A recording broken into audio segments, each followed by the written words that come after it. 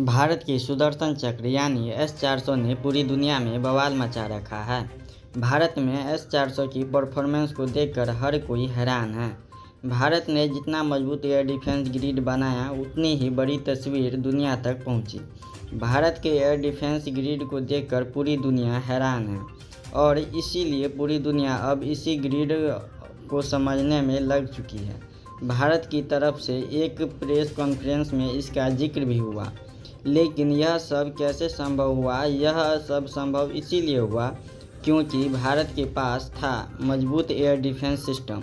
पुराने air defence system से लेकर सबसे ताज़ा S-400 तक भारत ने एक से बढ़कर एक एयर डिफेंस सिस्टम को ग्रिड में बिछा दिया, जिसने भारत के आसपास सुरक्षा घेरा बना दिया।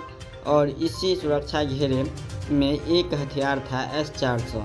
S-400 एयर डिफेंस सिस्टम, जो रूस की सबसे बड़ी ताकत मानी जाती है, जिसने रूस यूक्रेन में भी ज़बरदस्त परफॉर्मेंस दिया और अब भारत में भी इसने परिणाम दिखा दिए।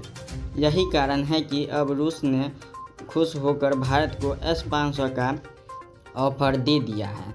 S-400 की सफलता के बाद अब रूस भारत को S-500 देना चाहता है और तो और भारत और रूस मिलकर इसका ज्वाइंट प्रोडक्शन भी कर सकते हैं।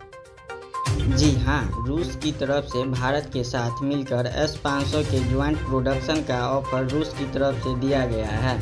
हालांकि सुरक्षा मामलों को देखते हुए इस प्रस्ताव की पूरी जानकारी अभी सार्वजनिक रूप से नहीं की गई है, लेकिन खबरें बता रही है कि बहुत जल्द S-500 को लेकर भी रूस और भारत के बीच डील फाइनल हो सकती है।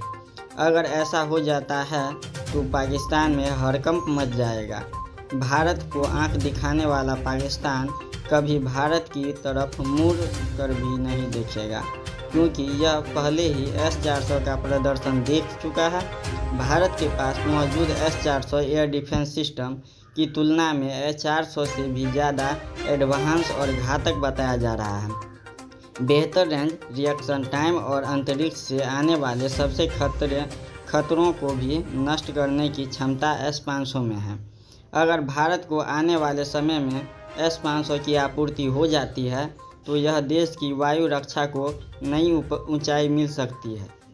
भारत के पास मौजूद S-400 एयर डिफेंस सिस्टम की तुलना S-500 डिफेंस काफ़ी ज़्यादा ताकतवर है। मीडिया रिपोर्टर की माने तो S-500 एक स्पेस डिफेंस कैपेबल सिस्टम है। इसके साथ ही यह मल्टी लेयर और मल्टी टारगेट भी है। अगर आसान शब्दों में समझाया जाए तो यह एक ऐसा डिफेंस सिस्टम है जो अंतरिक्ष में भी रक्षा कर सकता है। साथ ही इसमें कई परतें होती है जो एक साथ कई लक्ष्यों को निशाना बना सकता है।